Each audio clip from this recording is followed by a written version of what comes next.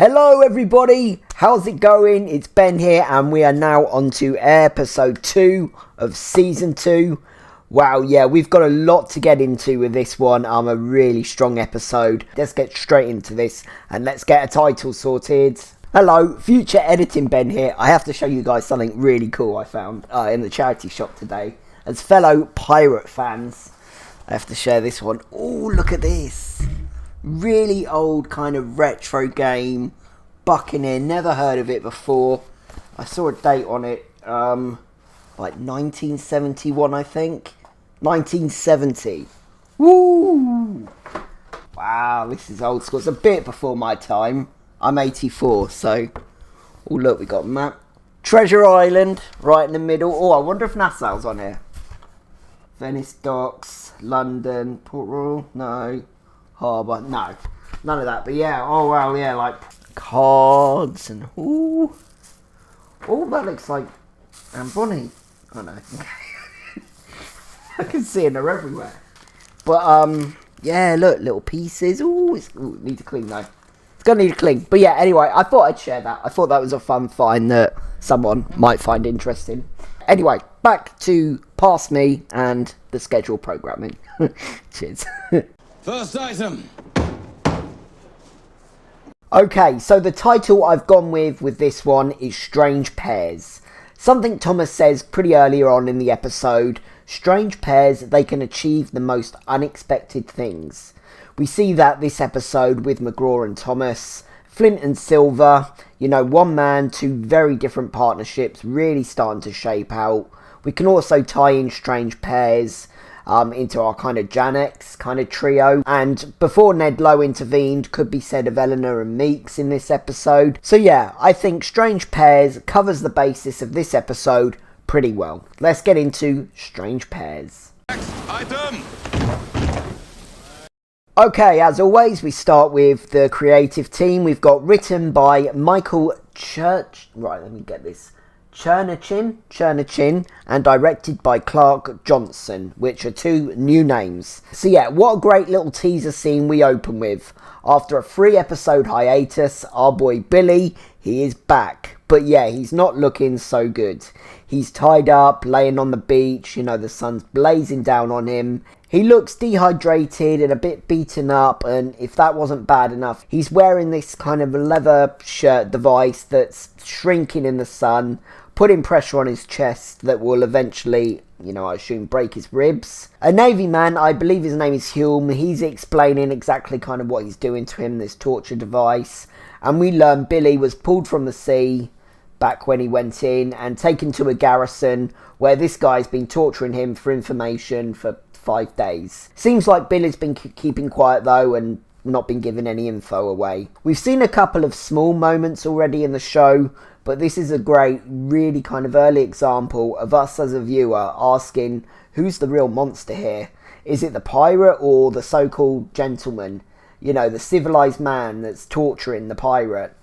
It's only a short little scene, but it's good to see Billy back, and yeah, book readers will have known this had to happen eventually. And I think a 3-episode hiatus with a little teaser here before he's kind of fully back and his full return, I think that's just about the right amount of time we had without him, without it getting like, well, we know he's alive, so yeah, I think that was a pretty decent little hiatus.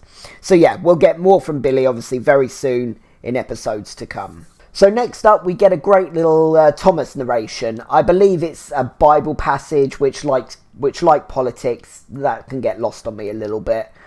He's reading this while the Walrus crew are working, getting things in shape on their newly acquired warship. We see Flint is sat contemplating on his own while the Thomas narration says, "But the Lord beheld the man made in his likeness, and he beheld his solitude, and he said, it is not good that he is alone," as Flint sort of seems to be at this moment anyway. And then we cut to the flashback Thomas and James scene where he's been reading him this, and Thomas continues saying the moral of that story is everybody needs a partner. Then they get into Thomas's plan for Nassau. The basic gist is Thomas wants to get to the root issue of Nassau.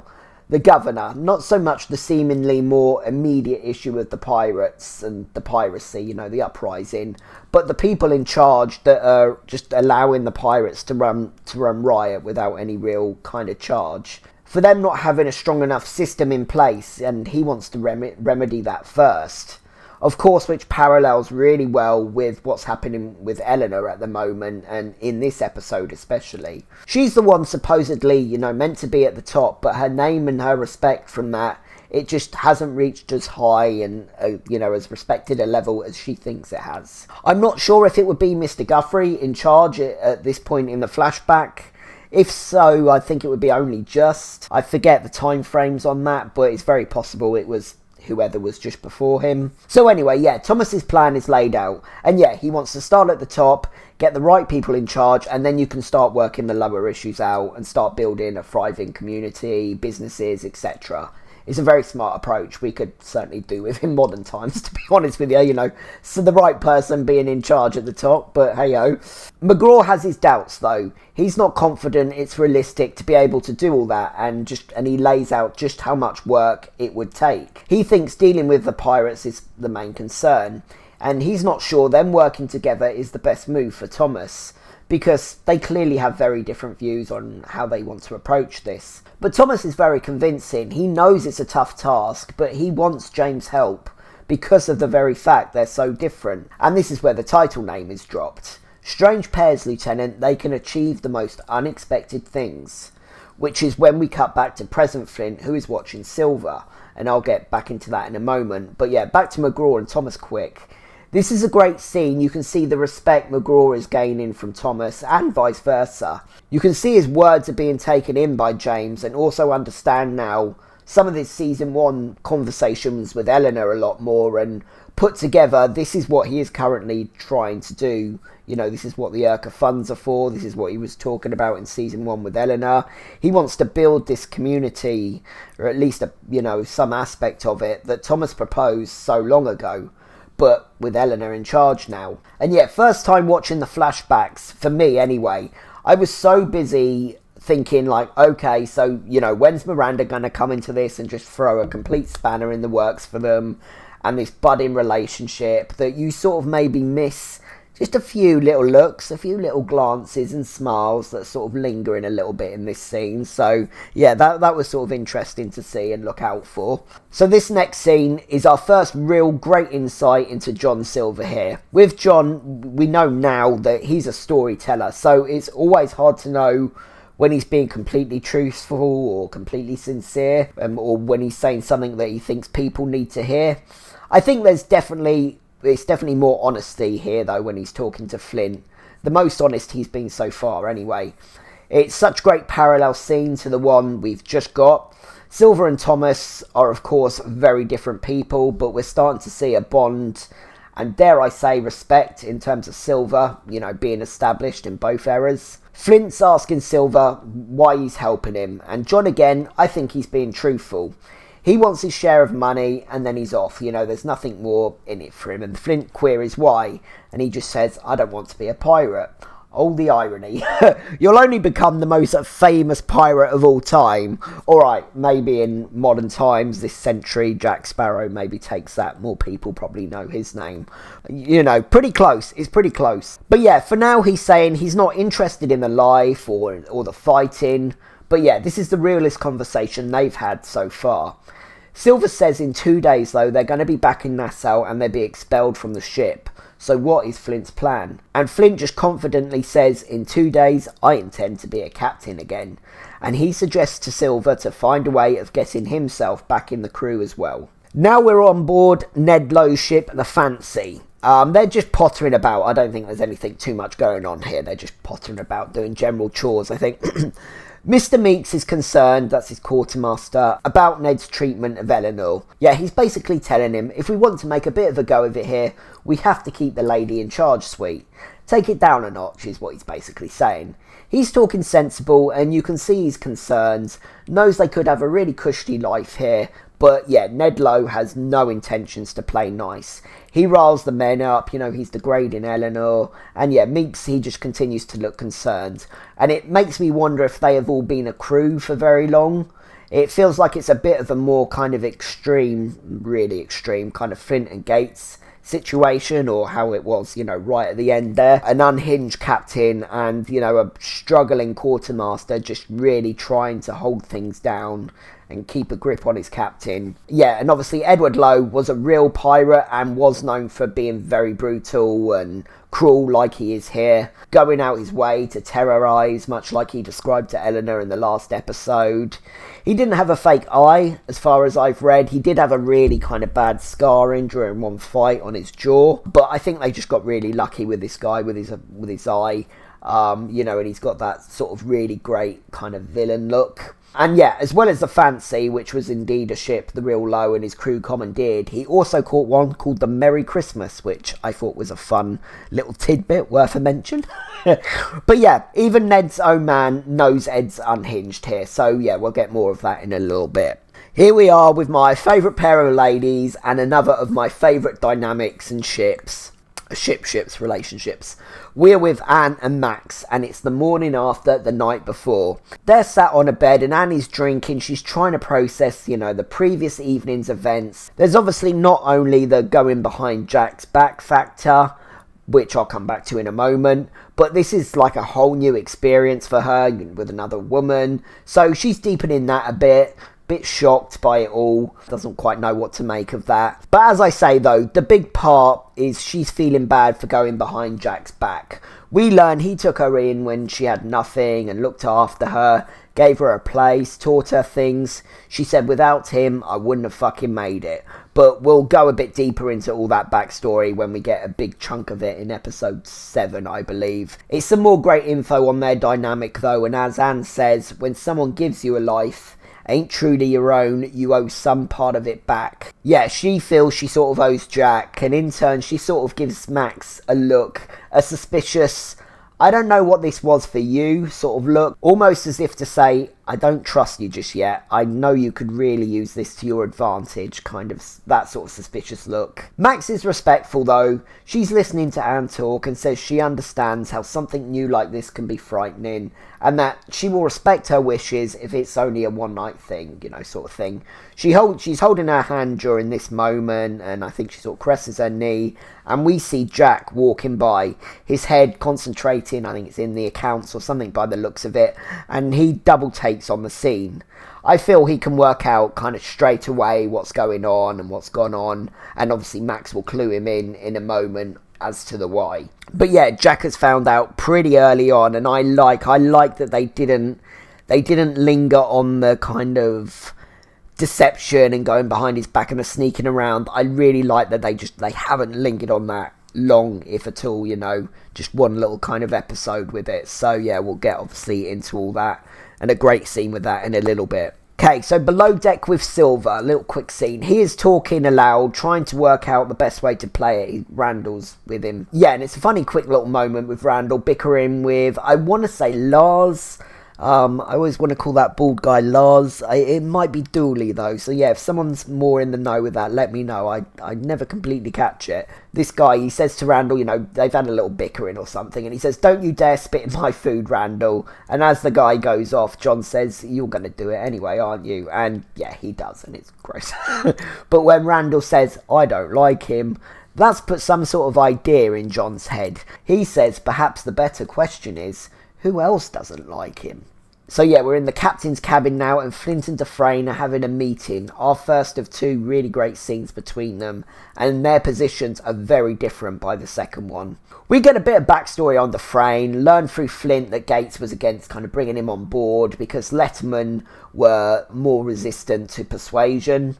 Oh, Flint, those sneaky seeds he's sowing here. Those sneaky seeds he's planting. He's playing a clever game. With the subject of Gates coming up, Flint says it's killing him what he did to Gates. He means it. I think he's being really sincere here. He's having a real moment, a vulnerable moment even. But even then, there's still a plan of action and there's a plan of deceit going on in his mind. It's all for an ends. So still talking of Gates, he says he feels his loss more than anyone. Again, I can believe that too, I really can. But then he brings on the bullshit again and he says if he supports him, as in Dufresne, now in good counsel, it would be some small penance for what he did. It's civil in this moment between them, but he knows Dufresne and the men still don't trust him. So yeah, he gives him some navigation advice on where they should head to avoid trouble, and he basically says the men will feel strong in this warship, but they aren't ready to take a hold in their condition. They should all head home first, to regroup and get their strength up and get some more men back. So yeah, it's just really super smart kind of reverse psychology going on here. He knows none of them will want to take his advice not to battle any ships they cross, but, all the factors he's kind of counting on playing out here to be able to pull this off. Yeah, Flint is just unmatched when it comes to tactics and navigation and just knowing how things are going to play out, and we've seen that already a couple of times. But yeah, we'll really see what he's willing to do to reach an end result, by the episode's end. So yeah, keeping with Flint, we have another flashback. So McGraw is meeting with his superior, Admiral Hennessy, I believe. They're in a tavern, and yeah, McGraw is getting looks from, this is obviously like a Navy kind of tavern, or popularised by Navy men. And yeah, he's getting other looks from the other men, and they're clearly laughing at his expense about something, but we can't hear what it's all about just yet. He's trying to talk the Admiral around to kind of Thomas's way of thinking and this plan, they've been discussing about Nassau. I never understood why the Admiral gets a bit funny about McGraw calling Thomas by his first name, but I think it was just a status thing, and I think it was a pretty uncommon thing to do back in those times. It just wasn't something you did. But yeah, it's clear to see now that he's made his mark on James, and he says as much. But yeah, the Admiral doesn't think much of it, or he doesn't really want to hear it, it's not his interest. So he dips, and yeah, at the bar now, McGraw gets in a dispute with a fellow officer. Yeah, this guy's just subtly disrespecting him, disrespecting Thomas, and when Miranda is brought up, it's just one disrespectful remark too far for him. I'm not sure if there were rumours or mumblings about Thomas, around the time. I never completely got if that's what's going on here, but it definitely feels like a little bit of undertone of just good old-fashioned kind of homophobia or at least toxic masculinity that's kind of going on here. I also get the impression that this assignment he's been given to is a bit of a joke to the other men, as maybe Thomas. Either way, yeah, McGraw certainly feels a disrespect on both his and the Hamilton's parts. Yeah, he beats the man up relentlessly. Most ruthless we've seen him so far, probably, I'd say. So we can see that, the guy we know now is definitely already in there. It was already capable of coming out. And yeah, even back then, this temper, it was an issue. And yeah, as Hennessy will points out when he's being reprimanded in a scene in a little bit, which we'll come to. Okay, so our first Eleanor scene of the episode. Yes, so much is happening with our principal characters this episode. So yeah, she's having a private meeting with Meeks. We obviously saw him earlier. He's come to her on the down low, or so he thinks. He's airing his concerns about Low, and he hints they came across a rare item of great value in a recent raid. But he doesn't elaborate despite Eleanor's interest. And yeah, Meeks is talking mutiny pretty much, but he needs Eleanor's help because, as we've seen, Ned's in favour with his crew. They love him. So he asks her to depose of him like he's heard she's done before, i.e. like she did with Vane in the last season. But Eleanor's learnt from that though, and she says as much, which is quite big of her to do. Tells him it's just not an option anymore with the role she plays now. Meeks says that Ned's a madman and has fixed his ire now onto her. Eleanor has to leave him hanging for a solution though, as she has a meeting with her consortium. So she tells him to wait for her in the bar. And Eleanor heads up to the meeting, and yeah, guess who's turned up? He looks like he'd rather be doing anything else, but Vane is there. So now we have Max, and it looks like she's doing a little bit of shopping in the markets or something like that. And Jack homes in to question her about Anne.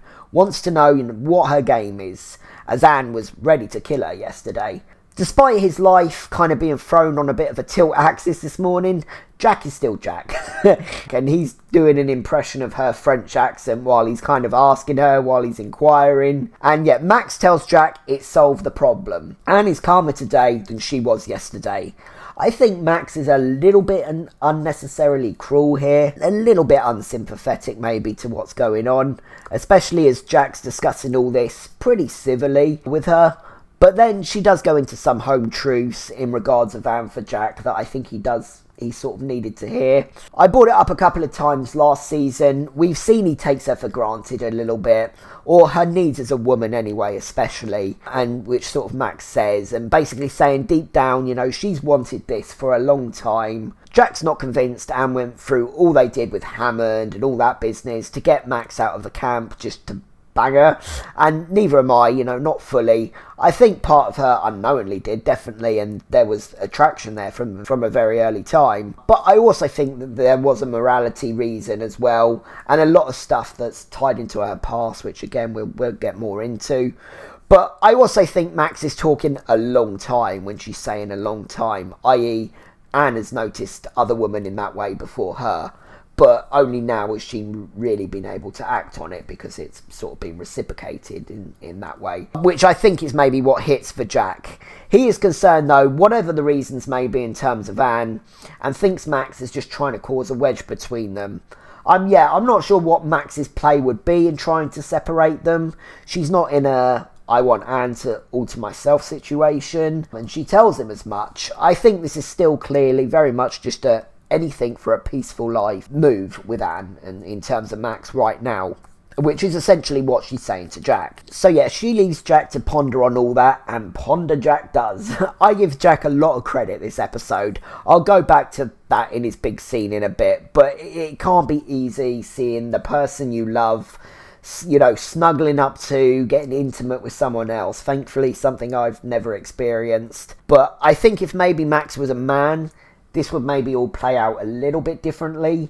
But his concern seems to be with Max's intentions, rather than being too angry at Anne's betrayal, as he will sort of confirm a little bit later again in that great scene to come. So back with the Walrus crew on the warship, and Dufresne is laying out the advice Flint gave him to the group, and the best course to take to avoid trouble. To my sort of understanding, they reluctantly take his advice on the course, despite the group not being too happy. He's sort of been chatting to him, but Dufresne kind of defends Flint a bit and sort of saying, well, why would he tell me? He's got nothing to gain from it, sort of thing. But of course, we know how well Flint knows these waters. We know he kept a logbook with, you know, all the different ships' kind of courses and all their possible courses and all that sort of stuff. So yeah, he is counting on them bumping into something. So yeah, this level up from Flint has been very noticeable already this season, but someone else is about to start their ascension up into badassery. John's seen Flint making moves, and as he'll tell Flint in a moment, with Randall's help, he's been finding out what's going on around the ship. You know, little tidbits of what everyone gets up to after hours or on the sly, you know. So Silver goes into the middle of the room, he gets everyone's attention, and yeah, and this is where we get, you know, what I use for my little scene to split up the separate parts of this podcast. We get his first item kind of in his first meeting. So yeah, he calls his first item, he bangs his foot, and yeah, Flint is confused, and I love the face he kind of pulls mid-drink, like, what the fuck is he doing? kind of thing. The others could care less, you know, what's going on. So yeah, he's basically grassing people up in order to make himself kind of seem more trustworthy. A person of knowledge. At first, no one is bothered, and yeah, he gets slogged, you know, right in the face for his effort and told to shut the fuck up. Nursing his wounds, he sat with Flint, and he tells him he was an orphan and about a boy called Solomon Little. Again, with Silver, who knows if this little story from his past is real, you know, you can never always tell. He simplifies his story to Flint and says it's not about getting them to like you, but reminding them how much they dislike each other. And yeah, what Silver's doing this episode isn't too different to what Flint is doing. It's deception, or distraction maybe more in Silver's case here, for ascension, you know, in its basis at least. Maybe Flint sees this a bit, and so he kind of wishes him, well, good luck with whatever this is. It's more of an entertained, this is stupid, kind of good luck. But he'll soon see, and sort of give a little respect for, that it's going to start to pay off. Okay, so yeah, quick merchants meeting, not much to go into. So Captain Lawrence, he's had a poor haul from his first outing. As expected, yeah, words got around about all the fallout from last season with Mr. Guthrie, and that Eleanor's in charge now. And buyers are trying their luck, because basically they know they can. really homing it in this episode that Eleanor just doesn't have the power she thinks she does.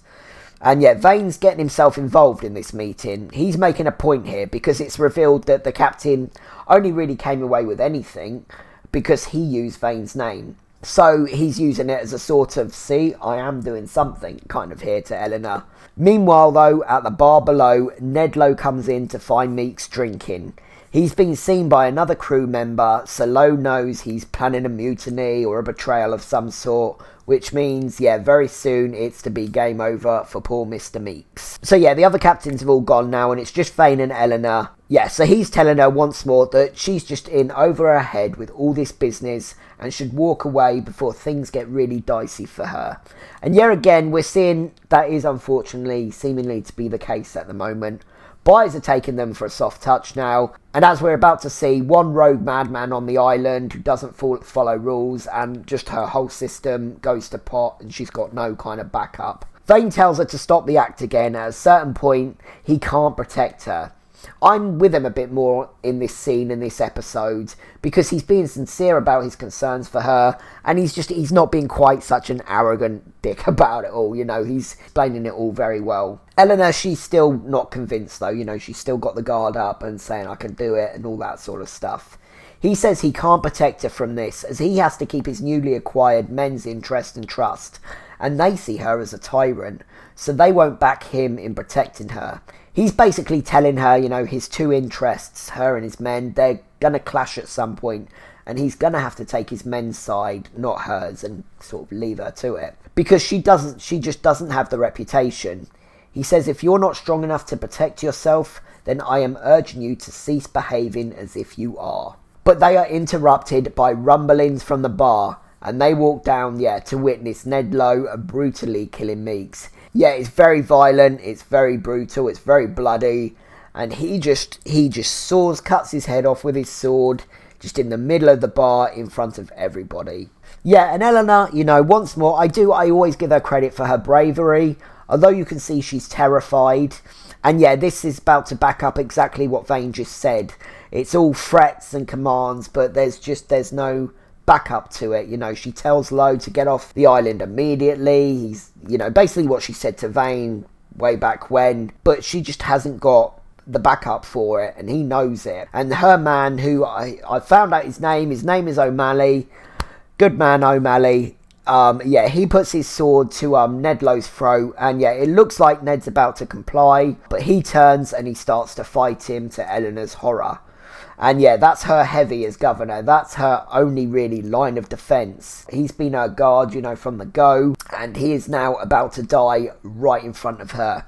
Everyone's watching, including Vane. I feel there must be a fair share of Ned Low's crew in here. Otherwise, I feel like someone would maybe intervene.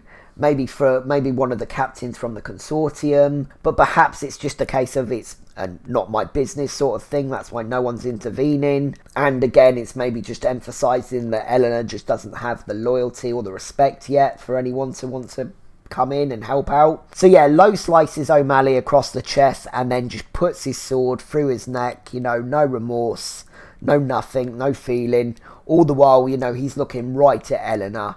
She looks to Vane quickly, who's managing to look, you know, pretty neutral in this moment. And yeah, in first watch, you're really wanting Vane to get involved and stop this guy in his tracks.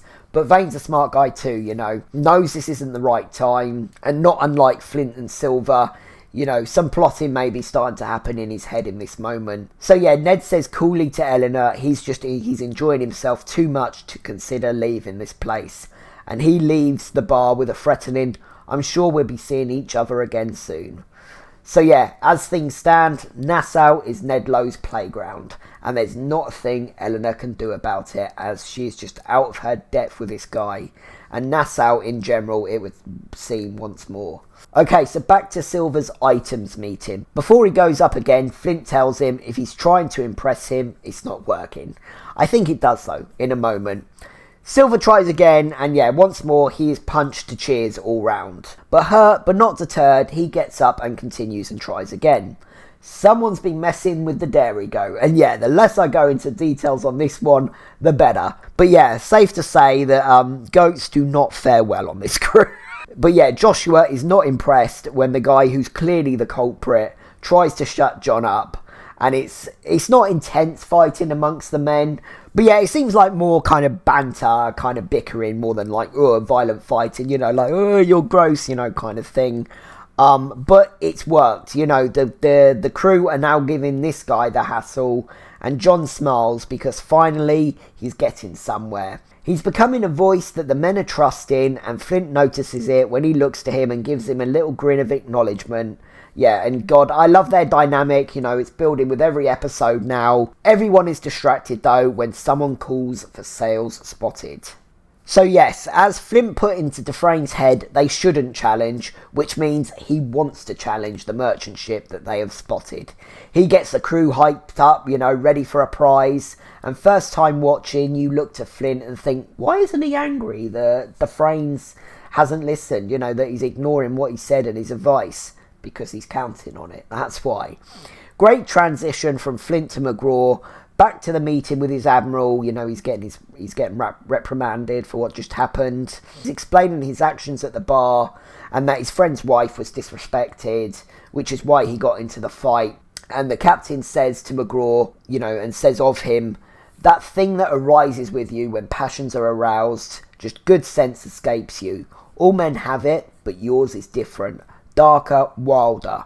When exposed to extremes, I could not imagine what it is capable of, and of greater concern, I'm not sure you do either.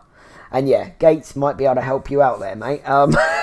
But yeah, just more great past setup scenes for what's happening in the present again, and to show this anger and to just show us that this has always kind of been a part of him. It's always been simmering under the surface, ready to pop at kind of any time. So yeah, really great little bit of dialogue there. So yes, we are now back to our current Flint. He knows this is all going to go very wrong. He's counting on it. And Silver joins him on deck and basically says, what if this all goes to plan? And Dufresne smashes it. And Flint explains to him how the timing on raising the black has to be perfect. Dufresne raises the black and the gun crews are ordered. It's a tense few seconds, but the white flag is raised from the opposing ship. And yeah, it looks like Dufresne is getting all the calls right so far. So then we as an audience wonder once again, why is Flint grinning? They board and Flint watches with Silver from the warship while Dufresne negotiates with the captain.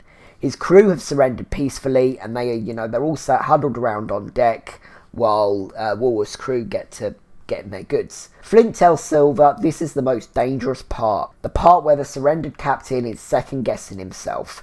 Second guessing, how he'll look in front of his men, how he'll answer to business partners, that sort of thing. And we can see said captain taking in his boarders, and he recognises Flint's flag. He asks Dufresne if he's Flint. Dufresne, there's a little bit of tension there. He says he doesn't want to test him, but yeah, he's not the most intimidating guy ever. The difference between him and Flint is he just hasn't earned what he's trying to do here. And I think the captain can almost sense that in a way. The captain can sense, he just hasn't earned that respect and he hasn't got that power to the name. And Flint, he's saying to Silver, men in these waters are hard men. They don't fear ships, they don't fear guns, they don't fear swords. And Silver asks, well, what do they fear? And Flint looks to him but doesn't answer. I'm still not 100% sure what we're supposed to assume is the answer. Fear itself, or being perceived as weak or cowardly maybe. But yeah, I'm not completely sure on that, so let me know how you kind of interpret that. We see it's tense and the men are stirring. They look to their captain and then Flint and Silver watch as the crew start fighting back. Walrus crew are forced to retreat back to their ship. Dufresne is just frozen and absolutely clueless and useless in this moment. Absolutely over his head, and de Groot tells him they have to retreat and to give the order. But this is when Flint swoops in and he tells him they have to sink her or no one will take the flag seriously again. Most of the men are nearby overhearing this. And yeah, after his disagreement with him a few episodes ago, Logan is the one who sort of gives Flint the in, to kind of intervene. because the group's telling Logan, Dufresne's in charge here, and Logan just says frustrated, no one is in fucking charge here, this is chaotic. And yeah, when Dufresne is still frozen on the spot, that's when Flint is able to swoop in and start giving his commands, and he commands the gun crews to start to fight. Yeah, and there's a pause when he does this, and then they take his order. So yeah, their warship, it destroys the merchant ship, and Flint just casually, he walks across the deck while the men sort of look at him, and they're all taking in what just happened. And yeah, he is now back in favour with the men for saving the day. So yeah, Vane is joined, I think they're in his fort. I think they're somewhere in his fort, and yeah, he's joined by Eleanor. And yeah, she admits to him she doesn't know how to handle this one, especially, after such a public display of loss just then. She knows if she acts rash, it could destroy her place in the consortium that she's worked so hard for, and she just doesn't want that to happen. Yeah, she knows Ned Low is going to make a move against her soon. So she asks Vane, to show her if he really does have any feeling or concern for her. And this is where she brings up that she was told about an asset Ned Low has that could be useful to him. So yeah, that now gives him a reason, to help her out without really losing face in front of his men, as, he has something to offer them now. So yeah, she is taking that into account now. I think she understands what it's going to take to get his help, basically. She tells him she doesn't know what the asset is, but it's pipped Vane's interest. And of course, yeah, we'll get all into that next episode. Okay, so yeah, back with brothel antics, and yeah, it's a restless night for Anne. Max has stirred something in her, unlocked something new and exciting in her. I think it begins with a capital O, mainly. Sorry, Jack, if it's any consolation, I don't think it's a you thing. I think it's a women thing. But yeah, she can't sleep, or, she doesn't want to right now.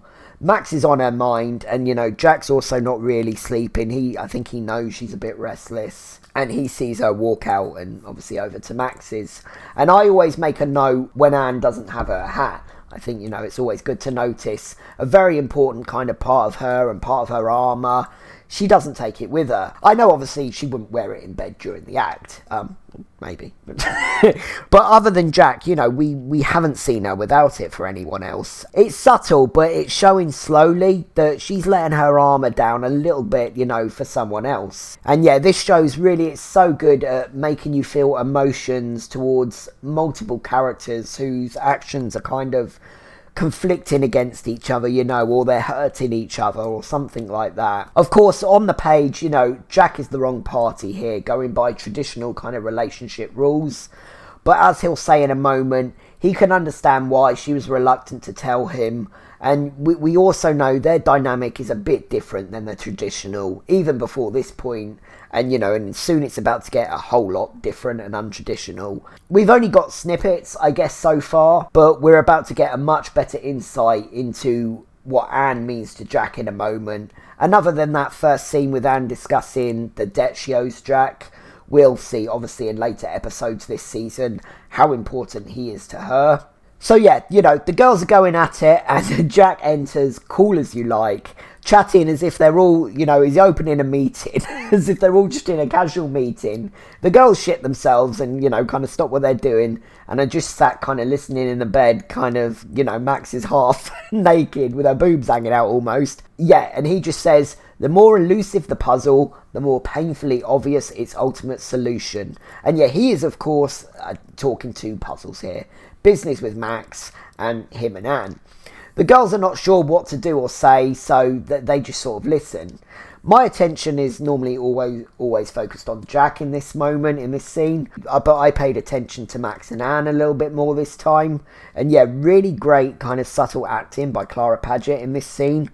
Like I say, we're starting to really see a vulnerable side to Anne, letting her guard down literally by dropping her sword the last episode, and this episode, leaving her hat behind. And yeah, I love her little kind of unsure kind of glances here during this scene. You can see guilt on her face, you can see embarrassment, and maybe fear, fear that Jack could just be like, right, I'm off, and leave her and dip, which is obviously something we'll learn soon is a huge issue when it comes about. So yeah, Jack pours himself a drink and tells Max he has a solution for Max's leads. Max is a bit calmer than Anne. I think by the end of all this proposal, she's actually has a bit more respect for Jack and is sold, on the idea he's bringing forward. So yeah, Jack's proposal basically is Max will give all the leads to him instead of third parties, and him and Anne with a small crew will go get them themselves if the takes are worth the hassle. A consortium of their own sort of thing. It's cutting out the middleman, meaning more profit all round. And yeah, happy with himself, he does a little moment that I love, with the glass. I've used it in the intro for this new season. And yeah, he says, "You asked for better captains, I give you Captain Jack Rackham." And yeah, he looks like he's about to head out. And before heading out, he addresses Anne, calls her darling. But, it's got a little sting to it, And first watch, you're not sure what's about to come next, and neither's Anne. Yeah, but what does next? It gets my heart every time. It just gets my heart. Yeah, he tells Anne he can understand why she kept this from him, but all he's ever wanted for her is to be happy. And just, come back to bed when she's through. Coolly he exits, but we can see, when he's outside the other side of the door, we can see that was tough for him. And he's clearly hurt, by the sight of Anne with someone else. But he played that well, he played that coolly, and yeah, I have to applaud Jack in all this. He's keeping Max sweet, and he's come up with a seemingly good idea for more profit for them all, with potentially less hassle. And he's also letting his partner know, look, I still love you, I get what's been going on, and why you've been a bit off recently. Do what you've got to do, but then come back to our bed. I think he's realised it's going to be something more than a one-night thing for Anne. But it seems as long as she's with him at the end of the day, she has his blessing. And yeah, this is where I think I went from, Jack's a fun, quirky character that I really enjoy, to kind of next level, I will die for this man, just like I will for Anne. So yeah, final scene, and we're back in the captain's cabin, and Dufresne is sat once more with Flint, but as I said before, it is a very different sort of scene, and the power has completely shifted. Yeah, Dufresne looks bewildered, shocked, he's been deep in the way it's all played out, and he knows Flint's orchestrated everything, but not only that, he orchestrated it all knowing full well the loss and the destruction it would cause, the humiliation it would cost him, all just, all to get back the crew's respect and to achieve his captaincy once more. As it's confirmed, the men have voted him back in. Dufresne reluctantly says, "Congratulations, Captain," and he leaves, and we just get that fantastic final shot of Flint. He's putting on his new coat, he's found a really badass looking new coat, he's putting it on, almost like a new uniform or a piece of armour, maybe even himself, and yeah, he's just looking majestic and just all powerful as heck. And yeah, just a phenomenal episode. So yeah, let's get into the afterthoughts for this one. Last item. So yeah, this is one of those great episodes with a lot of manoeuvring, a lot of power plays and some power shifts. Silver and Flint's power and influence, of course, rising, as is Thomas in the past, while a different strong partnership is slowly being built, in both eras. Jack looks like his personal and business lives are about to really seriously clash, meaning a possible fall for him. But after a bit of insight from Max and thinking about it, he lets his head do the thinking rather than his heart too much, and is seemingly in a better place business-wise by the episode's end, though we know both he and Anne will still have some realities to face and some struggles to face when it comes to understanding their kind of relationship by the end of the season. Eleanor, meanwhile, is continuing to fall and lose control of what she's built. The realisation is now catching up with the reality for her, I think, in this episode. Business is poor and Ned Low is on his power play and causing destruction and chaos. But Vane has taken in what he's seen, and now he knows Low's holding something of value. So yeah, we'll see his power play next episode. More great ship action and just tense scenes there. This is a really strong episode with so much going on. The levels are just rising and rising. I'm going to give this a very strong 8.8 rating, tying it in first place with the Season 1 finale. Okay, MVP. So firstly, Jack's got to get a shout out, and a mention. Despite the woman he loves, sneaking off to sleep with his business partner, he's dealing with it very maturely, and he's not raging, he's not making demands or threats to either of them. It's clearly affecting him, but his love for Anne, and knowing he's got a good thing, going here with Max, he swallows his pride or his anger, and he sort of figures, well, if you can't beat them, then join them. Well, not yet, but you know what I mean. And yeah, Silver's had a great episode also. It's far more subtle, the power play he's putting into motion, than my MVP. Oh, I wonder who it could be. But it worked, and we'll see from now his respect amongst the crew and Flint kind of grow and grow. But of course, 2 episodes in a row now where it's not really been a contest at all. Captain James Flint is back after just great tactical foresight and some great reverse psychology, and then knowing exactly when to come in and take control to be the hero of the moment, winning his respect back. I'm with Dufresne a little bit when he says it's ruthless, and it's calculating, it's cold, but it's just such a badass power play and just a plan of action. From where he was at the beginning of last episode, ready to be hung, facing that noose, to be back in charge at this episode with his captaincy in just such a short span of time against all the odds. So yeah, that finally means it's not an even playing field and someone has taken the lead, and that is Captain James Flint. Okay, best scene and quote. Yeah, the Flint stuff obviously is great, but it all sort of flows as one kind of great big moment, really. So I've got to go with the Jack scene, the Jack making his business proposition scene. Such great Jack scene. I've obviously gone over it a lot, so I won't go into it all again. But yeah, just love everything going on, right from Anne kind of being helpless to this itch she just has to scratch right now, and leaving him in bed, to him walking in on them and calmly laying his plans out. Yeah, just really fantastic scene. So quote, nothing majorly stands out for me. Dialogue wise is actually the only thing that stopped me putting this at an 8.9 and giving it the lead for the episodes. The dialogue's not bad, don't get me wrong, not bad at all. Some decent monologues and conversations, but nothing sings out to me like it usually does. So I think I'll keep to the same scene I was just talking about, and I'll just go with Jack simple but triumphant.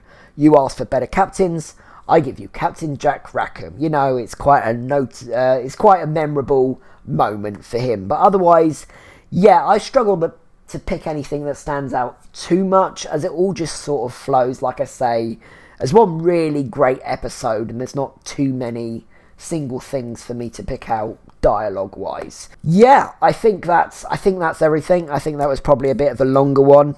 Hopefully I was made a bit more sense. I really struggled last week. My brain was just, wow, it wasn't cooperating with me. It took me so long just to get a sentence out. It's the way my brain be. It doesn't work sometimes. It needs recharging. What was the other thing I wanted to say? Oh yeah, I wanted to say with Christmas coming up, it's been a little bit busy. I only just really managed to get last episodes out on time. So this may go from being like one every 7 days. I may have to shift it to being like every 8 to 10 days for a little while, just over the Christmas period. Because I've got a lot going on. Obviously, it's busy time of the year, and we're busy all doing, social things and things like that, and Christmas get-togethers. So, yeah, this might have to take a little bit of a back burner, just a bit, nothing major. But, yeah, so just in case, it may be fine, but in case, you see one not turn up one Sunday, it'll be about come the Tuesday or the Wednesday, So, yeah, but otherwise, I think that's everything. So yeah, thank you as always for watching, everyone, and I will catch you very soon for episode 3 of season 2. Alright, take care, peace out.